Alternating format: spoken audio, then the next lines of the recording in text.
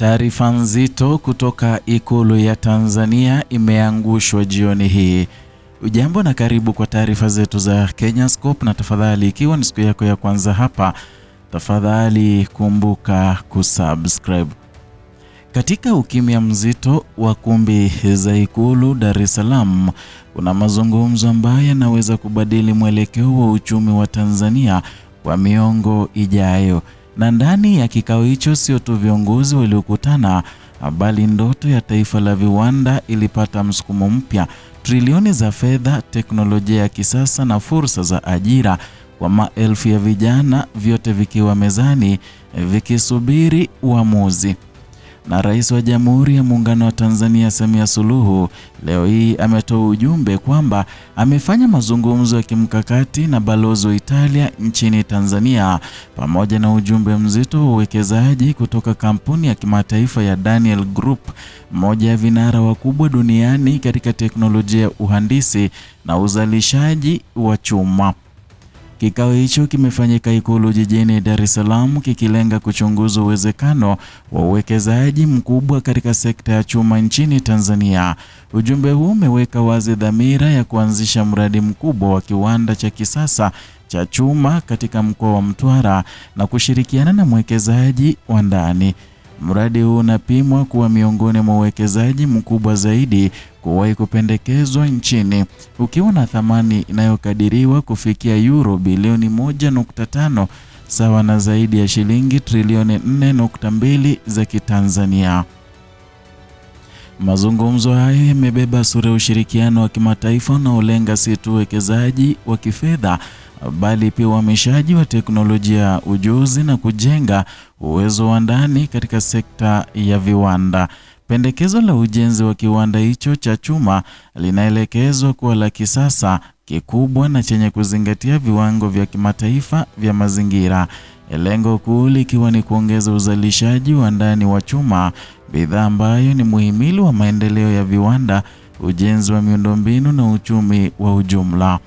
Utekelezaji wa miradi huu unatarajiwa kufanyika kwa awamu, huku tathmini za kina za kiufundi, kiuchumi na kimazingira zikiendelea kufanywa kabla ya kuanza rasmi kwa ujenzi.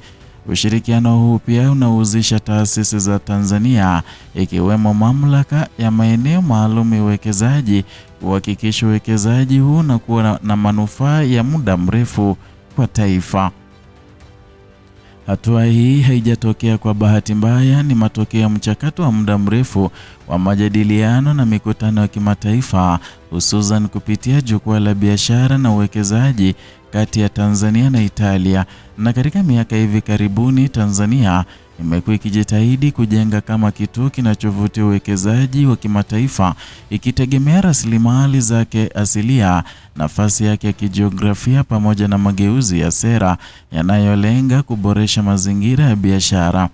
Italia kwa upande wake imekuwa ikiongeza uwepo wake barani Afrika kupitia mikakati mipya ya kiuchumi, ikiwemo mpango wa Matei kwa Afrika, mkakati unaolenga kuimarisha ushirikiano wa kiuchumi na maendeleo endelevu kati ya Italia na nchi za Afrika.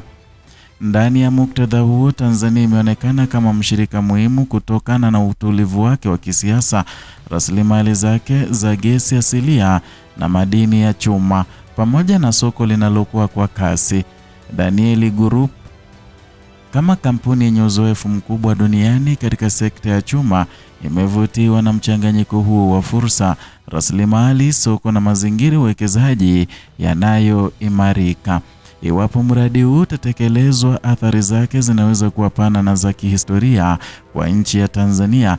Kwanza, katika sekta ya ajira, kiwanda kikubwa cha chuma kina uwezo wa kuajiri maelfu ya watu moja kwa moja na maelfu zaidi kwa njia zisizo za moja kwa moja kupitia mnyororo wa thamani, kuanzia uchimbaji wa malighafi, usafirishaji hadi huduma za kijamii zinazozunguka mradi huo. Pili, katika kupunguza utegemezi wa uagizaji wa chuma kutoka nje. Kwa sasa sehemu kubwa ya chuma kinachotumika nchini huagizwa kutoka mataifa mengine. Uwekezaji huu unaweza kubadilisha hali hiyo na kuifanya Tanzania kuwa mzalishaji wa ndani na hata msafirishaji wa chuma nje ya nchi.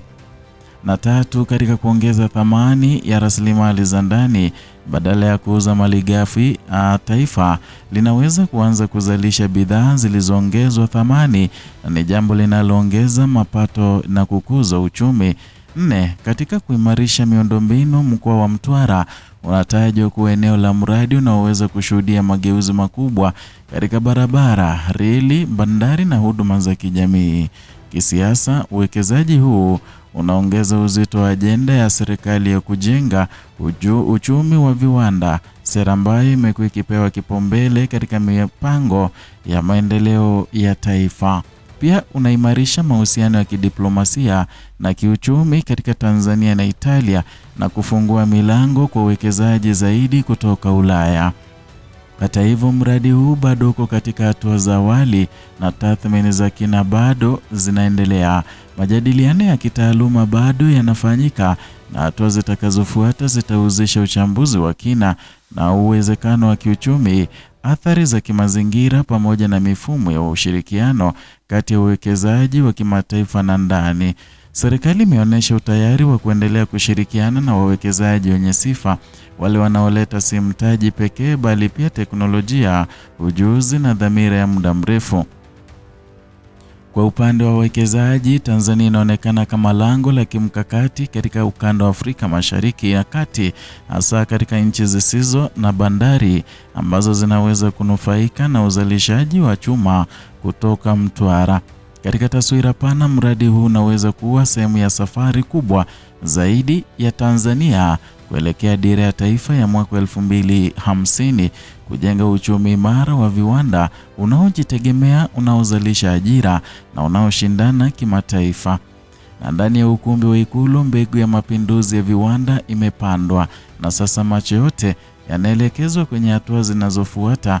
Ikiota na kukua, mbegu hiyo inaweza kubadilisha sio tu Mtwara bali mustakabali mzima wa uchumi wa Tanzania. Ni hayo tuliokuandalia, mpenzi mtazamaji, kutoka hapa Kenyascope, channel yako pendwa. Unachostahili kufanya sasa ni kusubscribe, kulike na kushare video zetu, na vile waweza kuwa mmoja wa wale ambao wanapokea taarifa hizi moja kwa moja first hand kila wakati tunapoziweka ama zileta hewani. Kwa hiyo unachostahili kufanya ni kugonga alama ya kengele ili uweze kupokea notifications ama alerts kila wakati tunapoweka video mpya, na bila shaka hiyo itakuwezesha kuwa wa kwanza kupokea taarifa hizi pindi tu tunapozileta hewani.